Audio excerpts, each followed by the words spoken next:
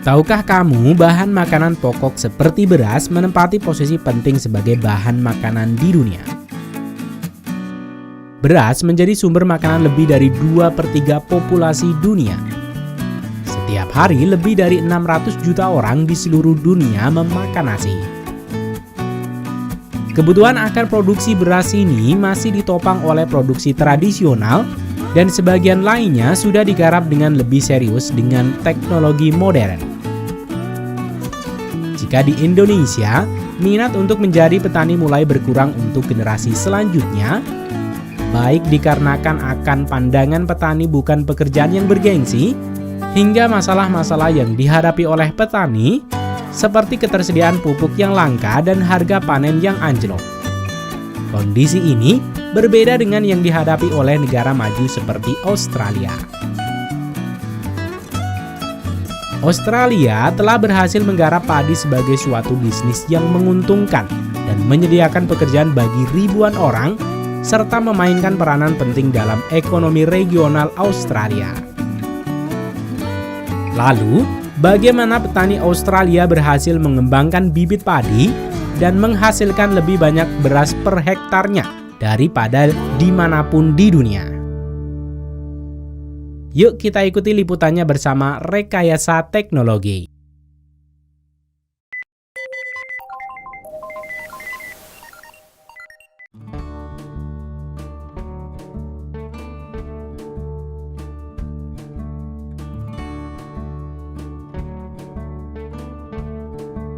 Menabur padi.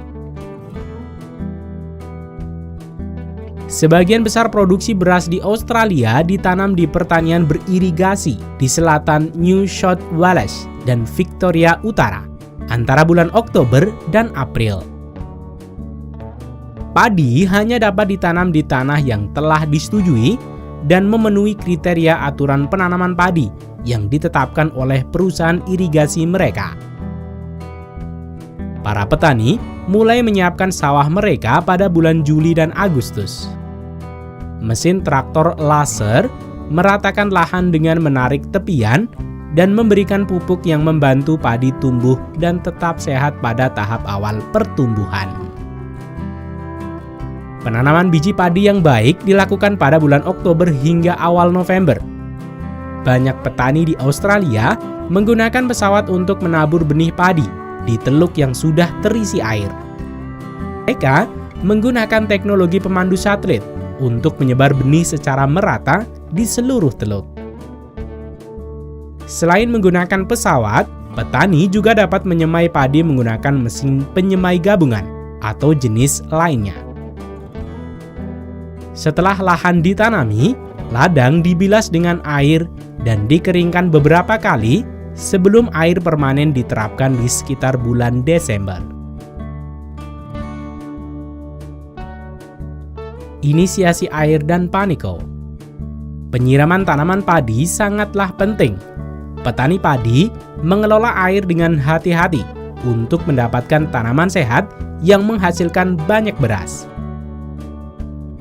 Para petani mengaliri air secara permanen pada tanaman padi mereka untuk semua atau sebagian besar musim tanaman, tergantung pada cara menanam tanaman padi.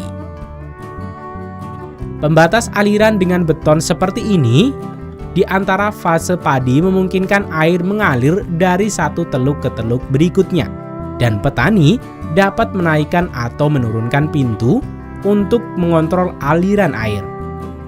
Air digunakan sebagai selimut untuk melindungi tanaman padi dari variasi suhu. Selama bulan Januari dan Februari, inisiasi puncak dan pembuangan terjadi.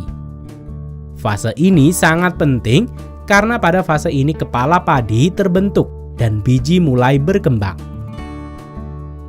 Selama bulan-bulan pada musim panas, memungkinkan air terjadi penguapan, sehingga petani akan memantau ketinggian air dan kesehatan tanaman padi dengan sangat cermat selama periode tersebut.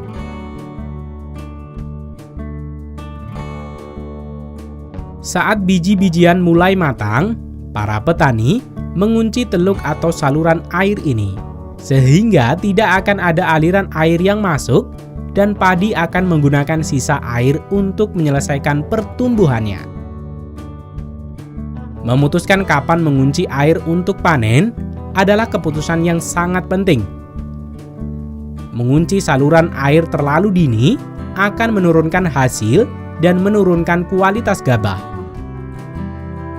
Mengunci terlalu lambat akan menunda panen, menyia-nyiakan air yang berharga, dan dapat mengakibatkan penurunan kualitas biji-bijian dan ladang yang berlumpur.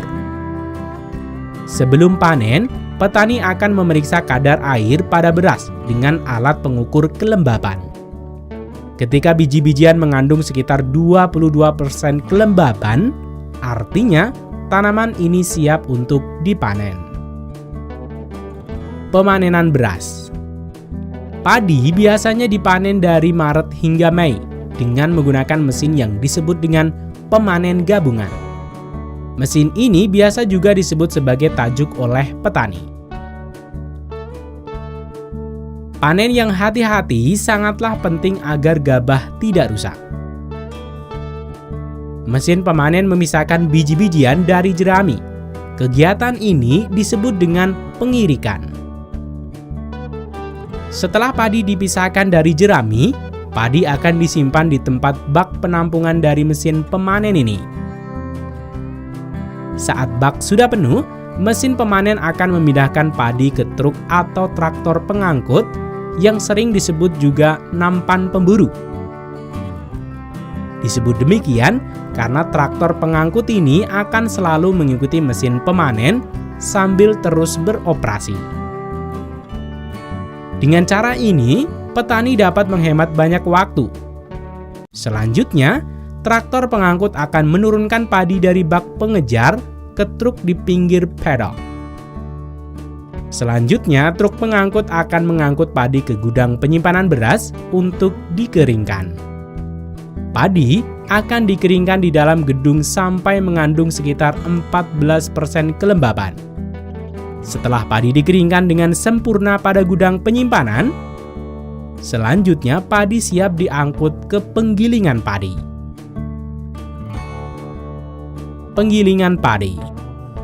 Mayoritas beras yang ditanam di Australia digiling dan dipasarkan dengan merek Sunrise.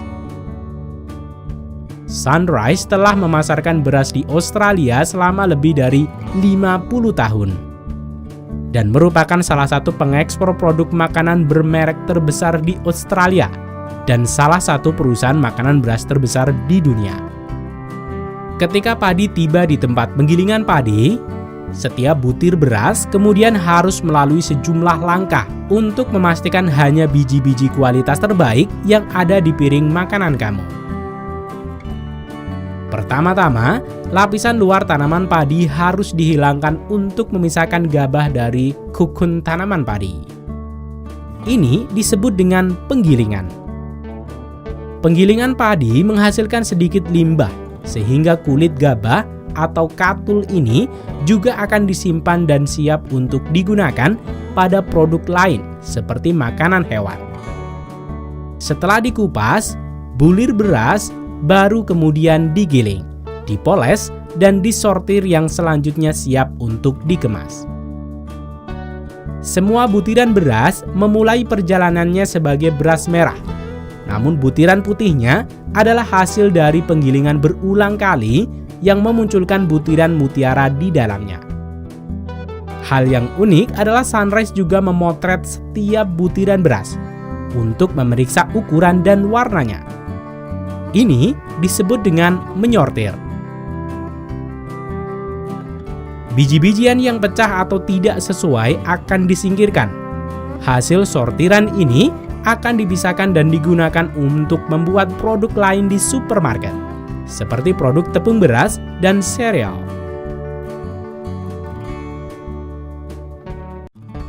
Itulah proses pertanian padi modern di Australia. Selain terlihat lebih gampang, menjadi petani dengan sentuhan teknologi modern juga akan membuat bertani menjadi lebih bergengsi dan menguntungkan.